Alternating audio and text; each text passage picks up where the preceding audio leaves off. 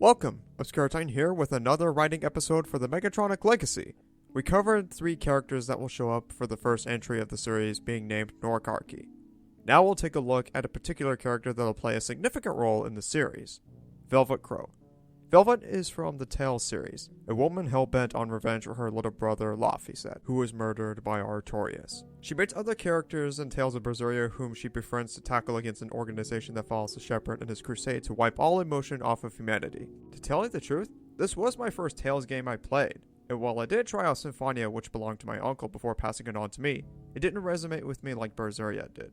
It had a variety of characters with his or her motives in the story. They each were interesting on their own right and was captivating. Not all of them per se, but the game did really well to resonate. As usual, I'll go over Velvet's character and then discuss ideas for her playing Megatronic Legacy. While I'll still discuss Velvet Crowe's journey, it won't be all of that. If you want a more thorough analysis of the character, you can check out CommRio's video on why Velvet Crowe is a great character. You can also check out his content and does pretty good at what he works with. Just a quick warning, there will be spoilers in Tales of Berseria as I continue discussing my ideas in this video. If you do not want to be spoiled, I suggest checking out the game first. Or look at the cutscenes on YouTube if you're low on money to buy it at the moment. Again, shout out to CommRio for his video on Velvet Crowe and has a lot more information than I could write in this video. Without further ado, let's...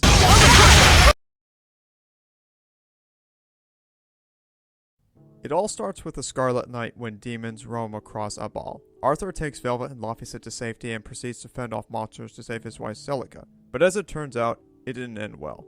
Some time has passed, and Velvet has been taking care of her sick brother. But while she and Laphicet eventually went to a pit where the Scarlet Night took place, they came across demons. After Arthur interfered, Velvet finds herself at home, not realizing that she got a hair comb from her little brother. She went out to find him, and did so with Arthur standing alongside him. But things were about to get crazy. Arthur sacrifices Laphicet to save Abal from an illness called the Demon Blight, an event where people become demons. She tried saving him, only to fall in the same pit she and Laphie went to prior. As Laphicet disappears into the mouths of serpentine creatures, Velvet Crowe was pissed.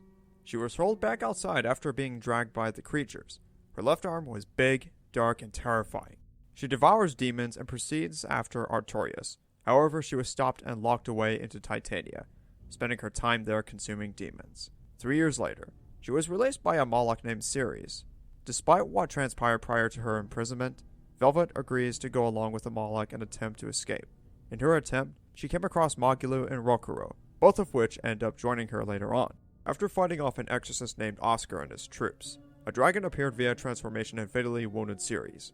Velvet devours her and defeats the creature. Velvet spends a majority of the game venturing throughout the land from Titania to Midgand in search of Artorias and avenge her brother. Velvet Crowe's personality was initially kind-hearted, loving, and fun girl in her beginnings. She deeply cares so much about the well-being of others and Laphicet's. But as soon as Artorias took Laphicet's life via magical ritual, she becomes angry and vengeful. Her 3 years in prison facilitated that personality shift and would never let go of the memories that brought her to complete bitterness. But throughout the game's events, Velvet ends up meeting various characters such as Crowe, Magilou, and number 2, the little Moloch, which she named him Laphicet after taking him from Lady Teresa. Eventually, Velvet warms up to those she is allied with, one of them being the Moloch Laphicet. His naive and cheerful demeanor was a contrast to Velvet's current outlook, but another is Eleanor Hume, a young exorcist. She has the hopeful and kind-hearted personality Velvet once had prior to Artorias' act of murder. Originally, I had Velvet Crowe in a more neutral/evil role. She would work alongside Etna in her pagan crusade to restoring Megatron from stasis. Her reason for doing so wasn't explored in the first draft. She runs into the Arbiter and both fought over Megatron's revival, which ends up in defeat, only to succeed in restoring the Decepticon Warlord. I would explain why the Arbiter is in this project, but that's a video for a different time. For now, I should discuss Velvet's initial design for this project. Well... Not great at all. Yeah, it sucks. This design felt like it wasn't clicking with me. Something about the first design was just a scantily clad pirate, with not a lot of thought put into it. Also, it didn't give her enough to work with. That is, until 6 months later. 6 months after my first draft on Velvet Crowe and Megatronic Legacy was done, I went back to do another take. This actually started before April 2022, worked on giving Velvet a more modest, yet still appealing attire. Beyond her new design, I wrote a storyline focusing on her personal struggles and not some member of a Megatron wannabe cult. It begins with her on the planet Metrospheris. She was a Promethean human, the planet's equivalent to Earth's humans, and lives with her two brothers Laphicet and Arthur Crowe. Not a lot was thought of when it came to their parents' fate, but what's to know in this new draft is that the brothers worked to take care of their little sister.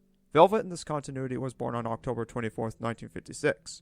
Her two brothers were born from 8 to 12 years apart from her, and ended up taking responsibility after the parents vanished, whether it be an accident or probably a world war taking place on their planet by Zurg and Zaktan's socialist agenda. But as things were about to go well, in addition to Velvet's 13th birthday being celebrated on October 24th, 1969, things got bad. Nasty Gnorc joined forces with the Arbiter to invade various counties in Mid-Grandia Nui, starting with a ball. Nasty and Arbiter sent bombs clearing away their land. Things got worse as bombs collided nearby Velvet's brothers and died. Now, for Velvet, she got her left arm caught into a cluster of gems caused by the explosion, and it dismembered. She was weak, horrified, and trembling. She could not handle a second of her pain and tried to escape via portal. Barely. One likely possibility where she'd end up in America would be Georgia, given incoming events such as Jimmy Carter's election in 1976, and a few others too many to name. She passes out in a farming station with blood draining out of her dismembered left arm. While Carter was in an errand, he notices Velvet Crowe lying on the ground and tried getting her to the hospital. Disregarding where she came from, he got her to recover and rest.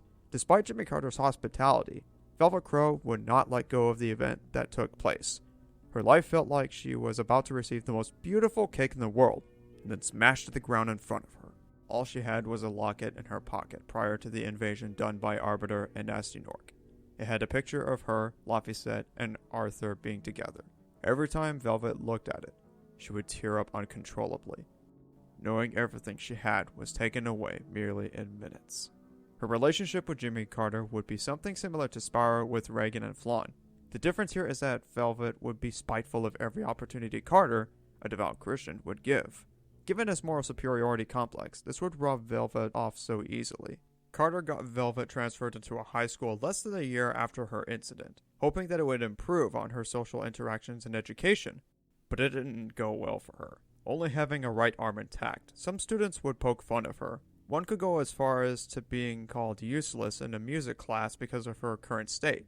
Velvet did all she could to endure the persecution of having only one arm, but nothing seemed like it was getting better. Jimmy's interactions didn't make matters better either. Instead of finding means of therapy or other support, he would just tell her to pray. Now, she doesn't buy on to this, at least not in her post-incident form. The longer she went through this torment, the more bitter and resentful she became. Her junior year would be the worst one, as the thought of relationships took a toll on her mental insanity. On her 18th birthday on October 24th, 1974, Velvet Crowe drops out of high school before she could finish it, and tells off Carter that she can leave the house anytime she wishes. Her only belongings were her locket, washing and dental items. Jimmy tried to stop her, but nothing worked. Velvet runs away from home to start on her own quest of vengeance. She traveled from Georgia to Orlando, Florida, as a starting point. There she's gathered and stole items to benefit her, new clothes and equipment. She finds an airplane to secretly go into Europe. Now, since I reworked on her new design, how would this work in her favor having a singular left arm? Well, she's got her feet to help. Velvet wears toeless leggings in order to grab specific items or do activities that require both arms to do so. She also takes a machete as a weapon to fend off against enemies. Realizing all of this, Velvet would need to be really flexible to survive. She eventually gets to Europe, only to have been met with a crisis diatribe between the Soviet Union and America's forces, aka NATO. Velvet goes into hiding in the woods for a new place to stay and builds herself a small home, something like a hut.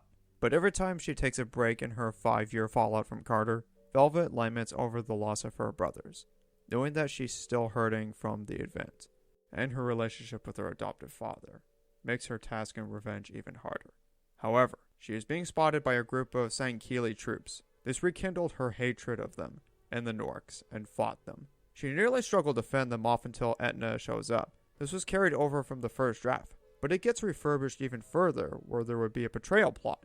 Etna offers Velvet a deal that if she helps steal the Godzilla embryo in Iran, Mesolika would be willing to revive her dead brothers. No side effects, no subservience, complete restoration. Velvet was skeptical at first, knowing that bringing someone back from the dead was impossible, but the idea urged her to take the deal. The sooner she went through with it, the better she'll get back at Nasty and Arbiter for what happened to her family. But before she could go to Iran, Velvet needs to visit Mesolika for the mission. Velvet meets Mesolika and Mystica and receives a magical orb in which she can use to make weapons out of, which would make her daily dealings easier, though the use of it will only need to be used sparingly, as it takes up energy. Mesolika tasks Velvet to go to Iran in search of the Godzilla embryo.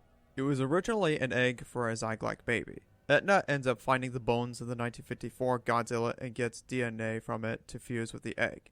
The egg becomes crystallized, and the baby inside, having the body of a T-Rex, would carry traits of Godzilla such as dorsal spines. Velvet doesn't know nor care what Godzilla was. All she cared about was avenging her brothers and hopefully getting to see them again, assuming Mesolika's claims of reviving them were true.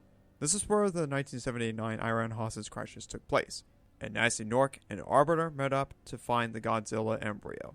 The Iranian troops withheld the embryo while pursuing their hostage task, hence the event itself, while making a deal with Nasty Nork that if they deliver him the egg, he'd offer them crystal magic to enhance their military muscle. I'd like to discuss Sector's part in this entry, but it's another video for a later time, so let's keep going.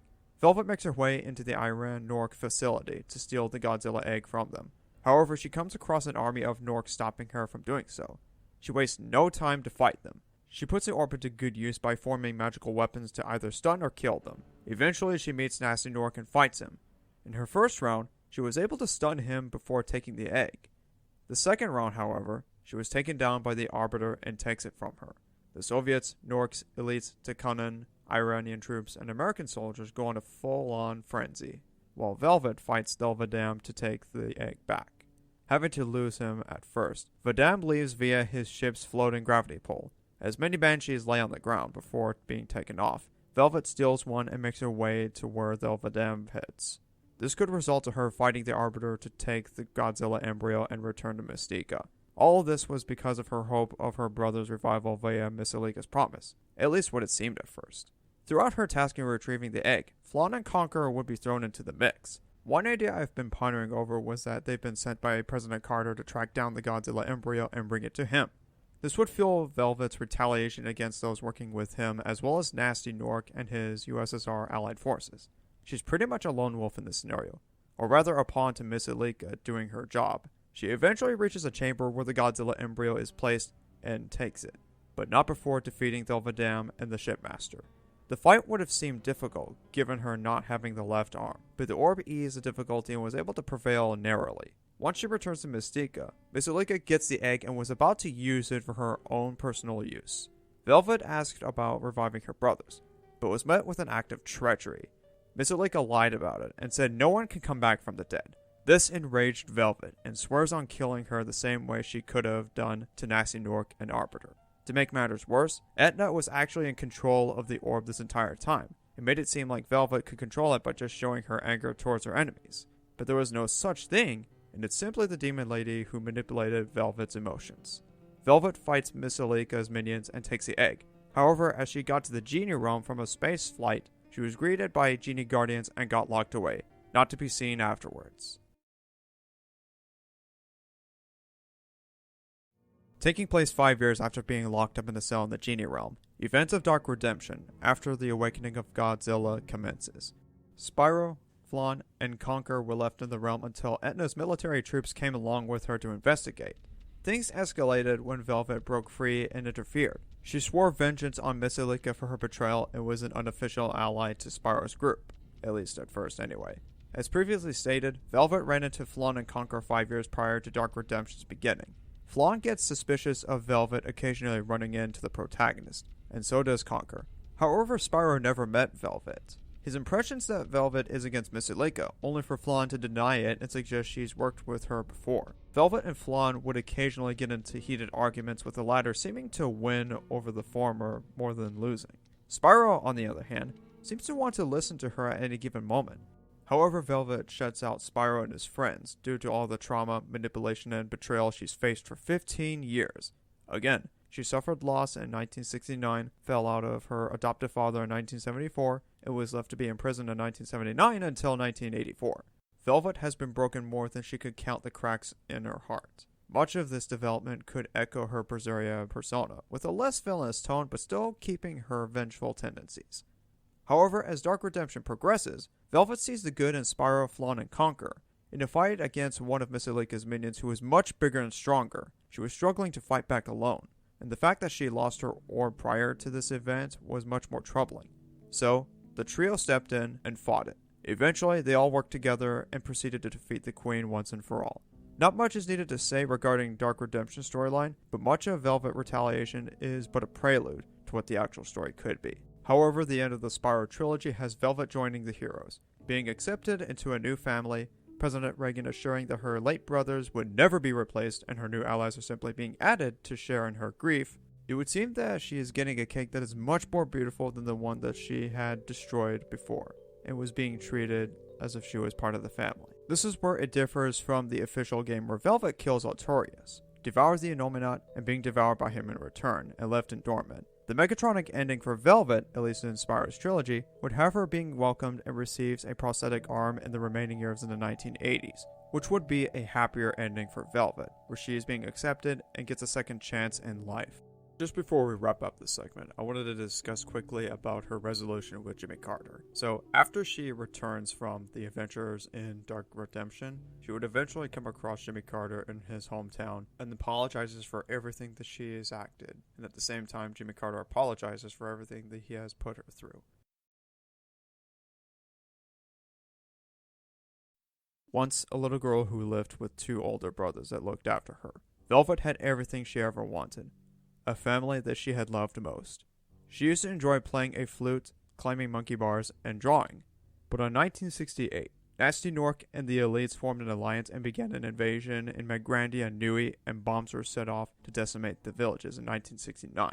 Her two brothers Laphicet and Arthur ran as fast as they could to avoid their fate by entering a portal, but were killed in the process. Velvet was the only one to survive, but lost her left arm in the process. She was crying and left wondering where her brothers are. But as more Gnorcs and elites approached, Velvet ran into a portal which transported her to Georgia, state in America, on Earth. Jimmy Carter found her unconscious and took her to a hospital in hopes of stopping the bleeding. Moments afterward, Velvet awakes, seeing her severed left arm being covered in bandages and fluids connected to her. Velvet feels extremely weak. Despite Carter's aid, the two ended up clashing since she was taken under his care. Velvet lamented over her two brothers, while he suggests that she lets go of her past to embrace his family, coming off as a Southern Christian, hence the mid-1970s vibe. Velvet would not have it. For 5 years, she's gone to school being ridiculed over having no left arm, and struggles to do the daily things people do. It wasn't until she turned 18 on October 24, 1974, and wastes no time to run away from Georgia. She settles in Florida to fly to Europe. She spent another 5 years using her feet to substitute her missing left arm, training hard on herself daily. In 1979, Velvet fell into despair with the locket of her family still in her hands, and would avenge their deaths. She comes across Etna Miss Alika, who offered to revive her family if she agreed to help retrieve the Godzilla embryo in Iran. Knowing there was an Iran hostage crisis taking place, Velvet would need to be strategic to retrieve the embryo before her enemies could. A spiteful, bitter, and vengeful woman who does not let go of the memory of her brother's deaths, and will do everything in her power to avenge them. Velvet Crowe was an interesting character in Tales of Berseria, having gone from a perfect beginning to a reality which snatches up everything she loved at an instant, and it's no different here. While Gnorcarchy is looking to be a good introduction for Megatronic Legacy, Velvet's solo project set before it, and the Shiryu Crusaders would build up to her significance in the plot. But one thing that they are most in common: vengeance.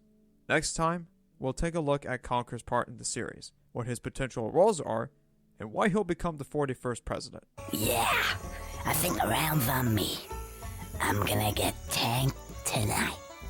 Feel free to subscribe, and I'll catch you next time. Over and out.